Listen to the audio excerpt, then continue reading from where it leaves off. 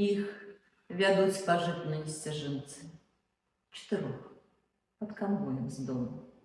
14 старэйшай дзяўчынцы. 3 гады хлапчуку малому. Разам з ім у падвал халодны гоняць цётку, сестру Мінаю. А Мінай – гэта бацька іх родны, бацька родны, мсціўца народны. Піша вораг аб ім у газетах, а в чырвонай брыгадзе ягонай. Па ўсіх былых сельсаветах клеюць новы загад суровы.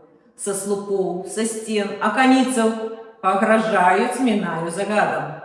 І он павінен скарыцца, з'явіцца, здацца ў рукі фашысцкім уладам. І вісіць той загад друкаваны на Мінаевай хаце і клеці. А не з'явіцца расстраляны. Заўтра будуць заложнікі дзеці. У чаканні смяротнага часу у падвале дзеці Міная. З імі цётка іх родная разам. Ёй таксама расстрэл пагражае. А чаму нас вартуюць салдаты? Знаць маленькаму хлопчыку трэба. А чаму не пускаюць за кратаў, за якімі сонца і неба? А ці скора нас вызваліць татка? Скора, цётка гаворыць малому. Татка прыйдзе і ўсім нам дзіцятка волю дасць, і мы пойдзем дадому. А чаму не прыходзіць ён? Сыну цяжка ўсё растлумачыць адразу. Спі, засні, суцішае жанчына у чаканні смяротнага часу. Цётка дзецям, уклаўшы малога, кажа праўду пра лёс іх суровы.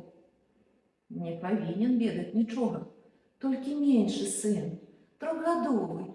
Вы нічога яму не кажыце, навучае дзяцей Міная.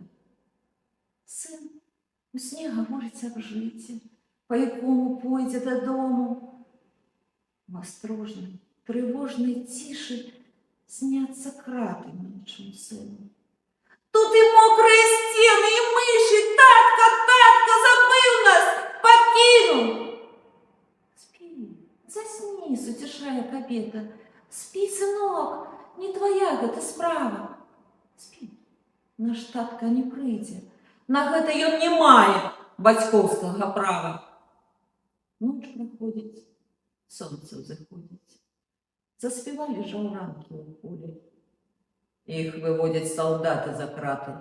Хлопчык рады сонцу і волі. Іх салдат да сцены прыстаўляе.